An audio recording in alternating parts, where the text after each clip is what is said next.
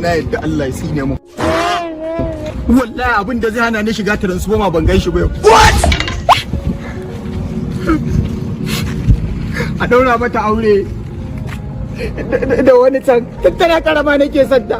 Wallahi zai Allah na gode maka ga sabuwar transformer. Allah na gode maka.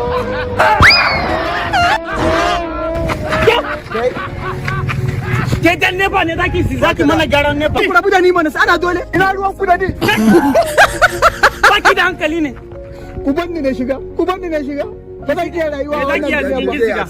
Tana karama ke daukar ta ke mata wasa saboda ina son ta. Wai ta girma a ce an ba wani me amfanin rayuwata.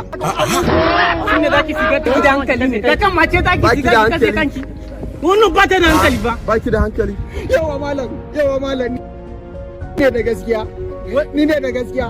Wai transformer za ta shiga. Na ce zan shiga transformer wai ba za su banni ba. Budurwata an ba da ita.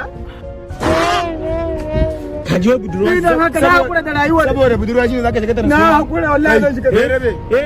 A baka da kai a baka. Ba ruwan ku da ni. Ba ka shiga ba. Ba za ku rike din ba ne. Ki shiga ga saboda budurwa ka ringa cewa wani. Ba ka shiga ba. Kun daina rike ni. Wallahi ban. Ba mu daina rike ki. Wallahi ba zo mu kai mama miji ba mana tana neman ki ba. Ki shiga mana. Ka shiga mana. Ka shiga mana. A sai da iska ne.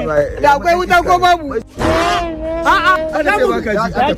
Ba za mu gane akwai wuta ba sai kin shiga mu za mu tabbatar.